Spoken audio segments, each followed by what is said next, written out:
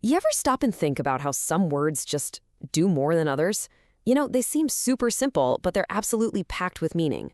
Well, today we're going to break down one of the hardest working words in the entire English language, burn. Okay, so let's just jump right in. The Simple English Wiktionary kicks us off with this really fascinating fact. The word burn is on something called the Basic English 850 list. Now, this isn't just some random list. It's a super carefully selected group of 850 words that are considered absolutely essential for learning English.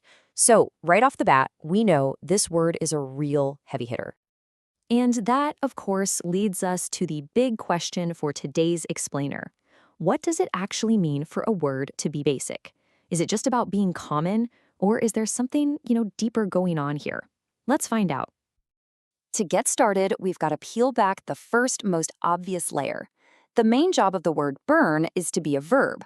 It's a word that describes something happening, an action. Now, this is where it gets really interesting, because you can see how flexible the word is, even just as a verb. First, it can mean something is literally on fire. Second, it can describe what happens when you leave something in the oven too long. And third, it refers to the actual physical act of getting hurt by heat. That's three totally different actions, all covered by one simple four-letter word. That's our first big clue to its power. So it's a verb. Seems simple enough, right? Well, not so fast. This is where our basic little word starts to show off some surprising complexity. It's got this little grammatical twist that makes it even more interesting. And check this out. The word burn gets to be both a regular verb ending in ed and an irregular verb ending in t. Burned and burnt are both totally correct.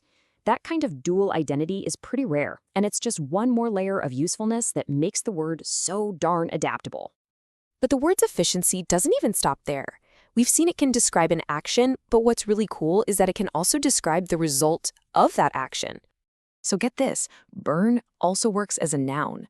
It refers to the actual injury itself. Think about how incredibly efficient that is.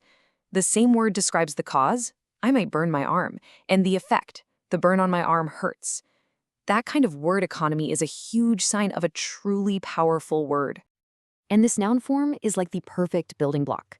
A big part of its power comes from being the foundation for so many other common ideas. You get sunburn from heat, but you also get freezer burn from cold. It even gives us sideburns. Its influence is everywhere, which just proves how fundamental it is. But language isn't some ancient relic stuck in a museum, right? It's alive, it's always changing. A truly basic word doesn't just sit on its past achievements. It evolves and stays relevant. So let's look at how burn has found a whole new life in modern slang. We've talked about fire, we've talked about food, and we've talked about injuries.